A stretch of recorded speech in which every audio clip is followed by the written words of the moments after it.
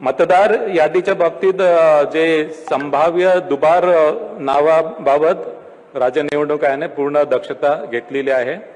राज्य निवडणूक आयोगाने त्यांच्या सिस्टीमवर टूल विकसित केलेला आहे आणि या टूलच्या माध्यमाने प्रत्येक नगर परिषद नगरपंचायतीमधील प्रभागामध्ये संभाव्य दुबार मतदार हे डबल स्टार असे चिन्ह त्याच्या पुढे आलेले आहे।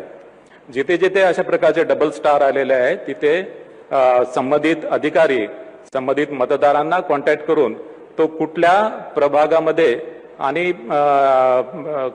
तो कुठल्या मतदान केंद्रामध्ये तो मतदान करेल याची माहिती घेईल। त्यासोबतच त्याचं नाव, त्याचं लिंग, त्याचा फोटोग्राफ आणि त्याचा पत्ता या सर्व बाबी सुद्धा तपासेल।